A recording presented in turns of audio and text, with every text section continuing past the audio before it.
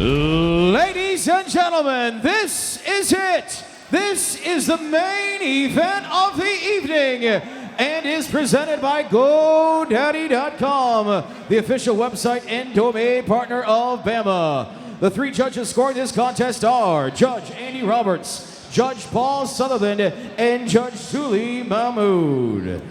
And now, the moment we've been waiting for. Live from the National Indoor Arena in beautiful Birmingham, England. The fighters are ready. I am ready. Birmingham, England, are you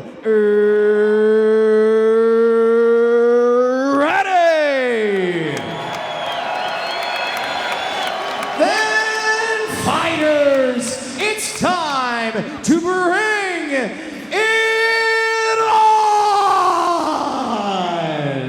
Introducing first, fighting out of the red corner. This man is a mixed martial arts fighter with a professional record of 21 wins, 6 losses, with 6 wins coming by TKO. He stands 5 feet 10 inches tall and weighed in at 185 pounds. From Leicestershire, England, ladies and gentlemen, Jim Judo Wallhead. His opponent fighting out of the blue corner. This man is a wrestler with a professional record of 21 wins, 8 losses, with 10 wins coming by TKO. He stands 5 feet 8 inches tall and weighed in at 185.5 pounds. From Sin City, Las Vegas, Nevada, USA. Ladies and gentlemen, please welcome Frank Twinkle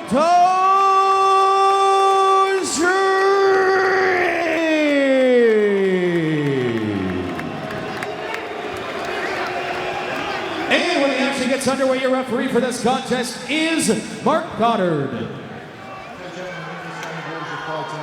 need you to listen to me at all times, keep yourself protected. When I say stop, you stop. If you want to touch gloves, do it now. Let's do it. So here we go, our big main event of the evening. And Stephen, I think a question was answered emphatically there.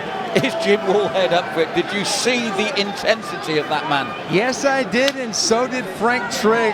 And Jim Wallhead did the uppercut touching of the gloves, which I love. It's a sneaky move.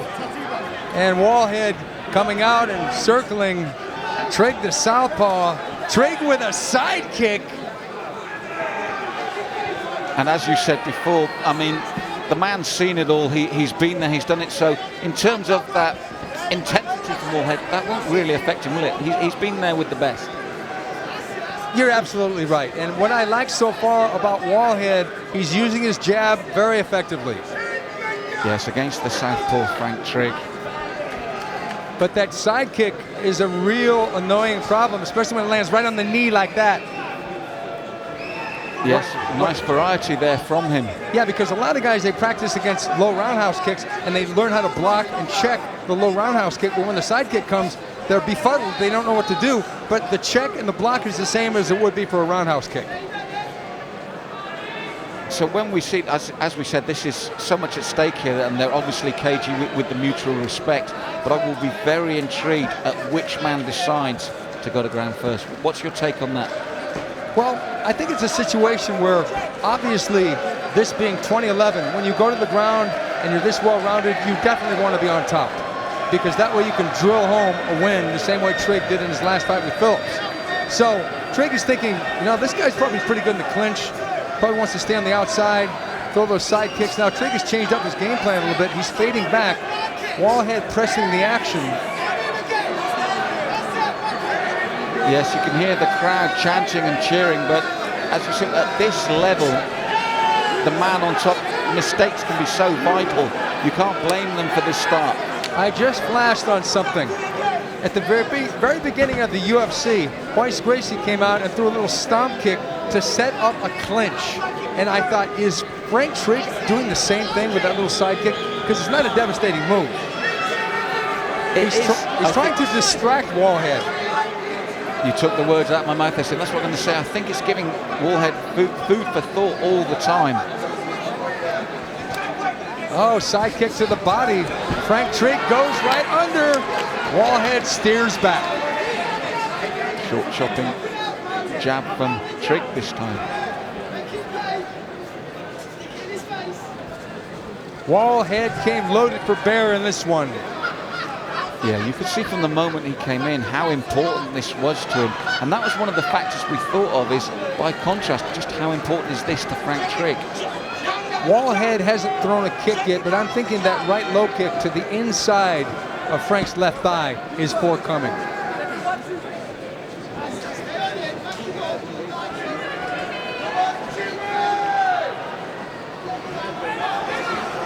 Well, in an opening round, we've got to say, is it the way you thought it would go, Stephen? We're in the last 2 minutes, and has it gone the way you thought? We're just hearing a few little boos from some of the people in the crowd. I don't think that's fair with what's at stake, but what's your take on that opening 3 minutes?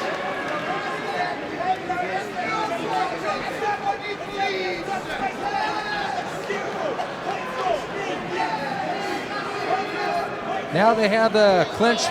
Trigg with his back up against the fence. I like the way he pushed off there.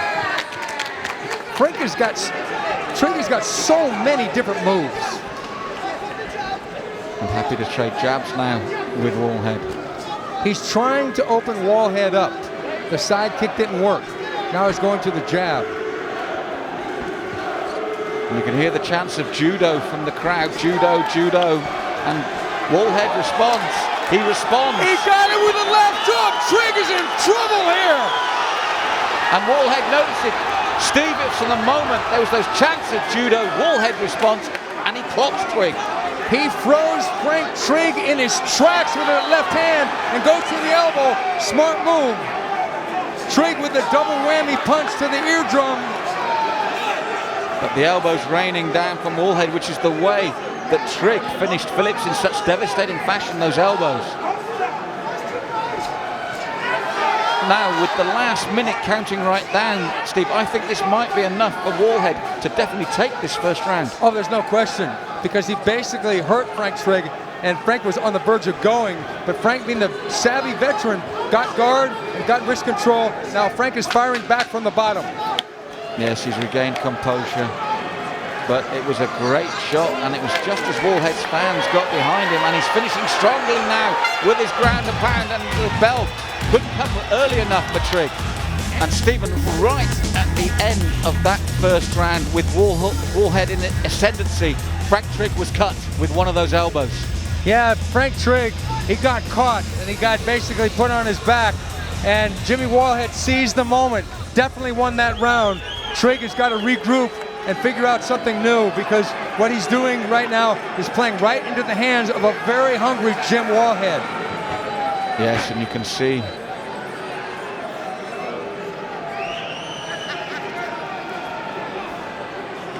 Wallhead is ready and raring to go in the second again, under just too much water there. An old trick. Oh, it's a Muay Thai trick. Too much ice. They buy more time for Frank Trigg to clear his head. A lot of grease on that eye where the cut is.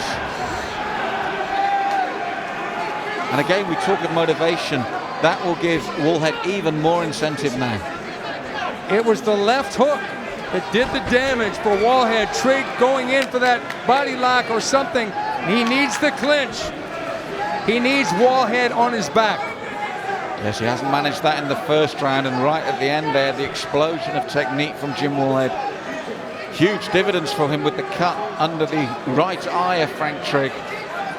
Frank Trigg was trying to set traps with the side kick, with the jab, and then it was Jimmy Wallhead all along who was setting a trap for that Team Roughhouse staple, the left hook. And again, he's played a very patient game, hasn't he, Wallhead? A very smart game, because, oh, there it finally is. I knew he was going to throw that kick eventually. But now he doesn't feel threatened. Frank Trigg answers back. Yes, Trigg is still most definitely in this fight. Problem is, if you get a guy kicking, his opponent will throw the right hand as a counter, and that will result in a knockdown. And as you said that, the right hand came and just brushed the face of Frank Trigg. But I just get the feeling, Stephen, that Wallhead is just beginning to turn up the heat noticeably. Wallhead circling to his left in a very wise move, but Wallhead has to be careful of those left kicks. He finally checks one. Now, you mentioned earlier, Frank really needs to get Wallhead on his back, but I don't see any attempt at that yet, Stephen. No. But Wallhead isn't making it possible because he's out hustling Trigg here. He's going and he's changing his punch combinations. He went with a right to the body, left to the head, then he went head-body again. So he's really giving Trigg cause to think.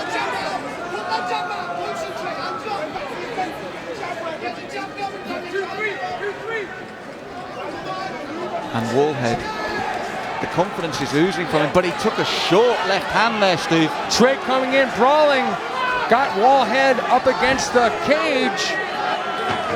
Wallhead did eat a few shots in that exchange. Little smile at Frank Trigg, but I think it's because he ate those shots, as you said, and you've mentioned many times before that you have to change tactic. That was a good change of tactic by Frank Trigg. It really was. Wallhead dropping down to keep Frank honest because Frank's feet are pretty close together. And Frank Trigg just slapping the ears of Jim Wallhead as well and trying his own knee. We're halfway through the round and it's been a different round to the first one. It really has, because Trigg is engaging him in the boxing match. Trigg fading back, using that shoulder to block some of those punches. And he is dangerous with that left hand from that southpaw stance. Yeah, there is a sense of urgency from Frank Trigg. He knows he lost that first round. Coming back, he's got to win the second round to make this into a competitive fight. Now, Wallhead was strong at the beginning of the round, so has Frank done enough in the second half as we're counting down to bring that around? Frank has done a lot of good work here, and he's landed a lot of good shots. Wallhead hasn't been quite as effective because Wallhead hurt Frank Trigg in the first round. Frank hasn't hurt Wallhead, and Wallhead's face shows that, but he's landed a number of good shots. But Wallhead is still there with that jab. Yeah, it's a nice jab, and he's landed it 3 times cleanly there. Wallhead trying to buy back the round from Trigg. Low kick again from Trigg, working for him once more. And as you mentioned, Stephen, Frank Trigg really coming up on the boxing now. He's happy to stand and trade. Trigg moving away, trying to chop in, but Trigg is getting slower when he gets into those shootouts.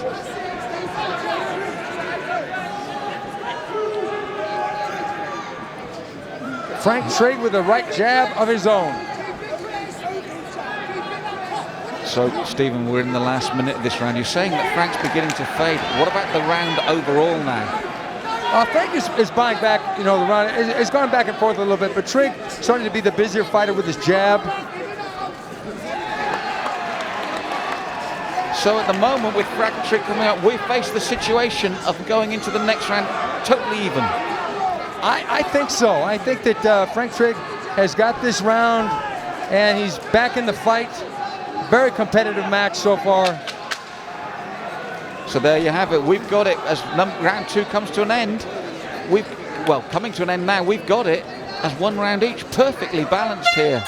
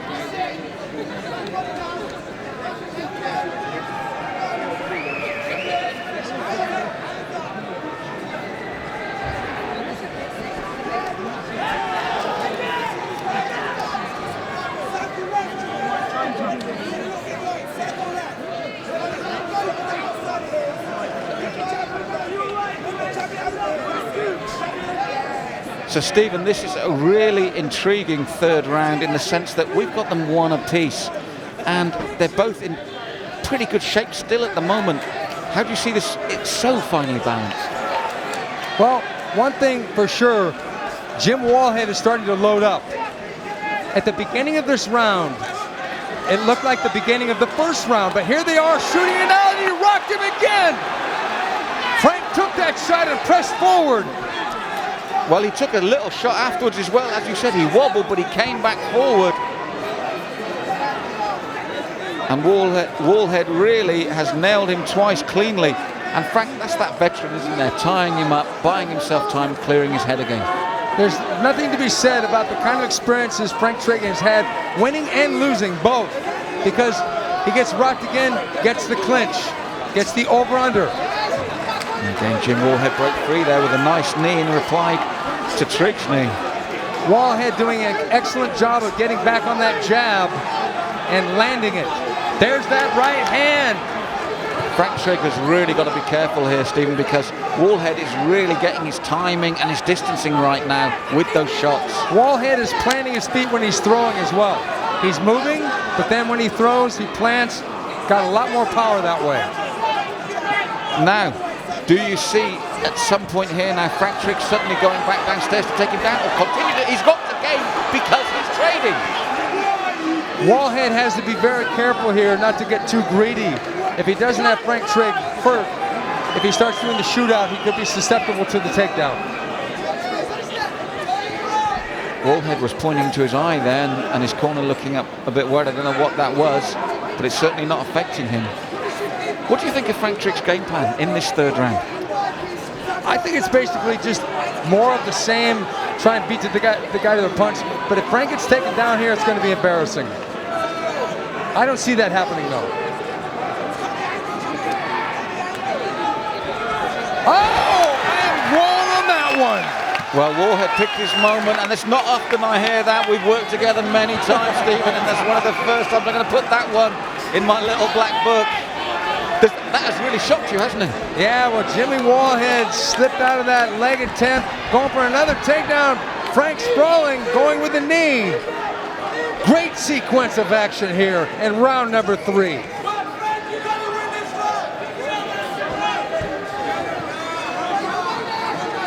So Frank Trigg is still there. His chin has been tested by Jim Wallhead and not found wanting.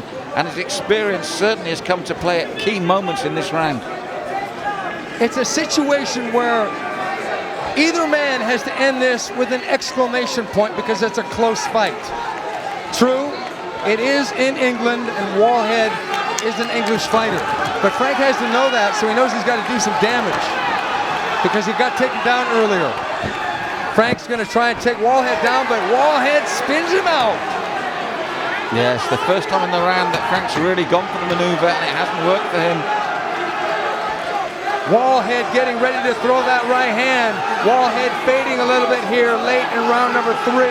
Yes, it is late. We're inside that last minute. And again, this just makes it difficult again, Steve, because you said one man's going to put an exclamation mark on it. But, oh, Trigg, 3, 4 lead jabs from that right hand.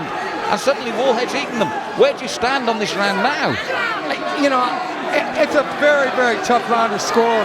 But I have Wallhead based on the fact that he's answered Frank punch for punch, and he got the takedown. So unless Trigg does something monumental, I think Wallhead's going to take this fight. Has Frank Trigg's way he stood and traded like he is now with Jim Wallhead shocked you at all, Steve? Well, yeah, because, I mean, it's a situation where I don't think Wallhead gave him much choice because Wallhead's staying one step away from any of those brutal punches that Frank is throwing. Oh, look at this. What a way to end the round. Incredible stuff. Wallhead thinks he's won it. Wow! What a competitive fight. Now Wallhead's arms are up. He thinks he's won it. Do you agree, Steve? I think that Wallhead won the fight. I think the last round is the one that people will debate about. But like I said before, better to have an exclamation point than to have to do an explanation. And looking at Frank Trigg, stood and traded with Wallhead for the 3 rounds. What can he take away from this? Well, it's a situation where Frank Trigg is one of those fighters. He's very durable. He's very experienced. I mean, did he lose his eye of the tiger because of the opponent changed? And again, you've got to look, we're saying 40 years of age. We don't know when age catches up with any fighter. We've shown that it's different. What about the motivation now?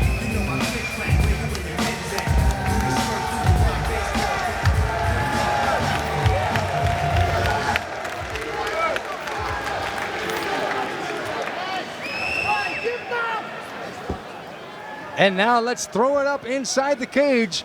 Ladies and gentlemen, we go to the judges' scorecard. Judge Andy Roberts scores at 29-28, Wallhead. Judge Paul Sutherland scores at 29-28, Trigg. And Judge Julie Mahmood scores at 30-27, declaring the winner by split decision out of the red corner, Jim Judo.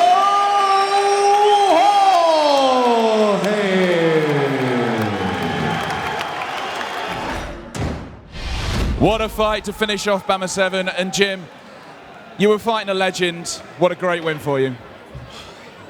Biggest win of my career, mate. You've stepped up in weight for this fight, of course. Yeah, I think that's why I got tired. Carrying extra weight just took a little bit of a toll on my cardio, but I felt strong, so managed to survive. So what's it like, you're stepping up to fight someone like Frank Trigg, and he is a legend of the sport. He's somebody who was upset that he couldn't fight Tom Watson, of course, that ended due to injury. Where does this leave you?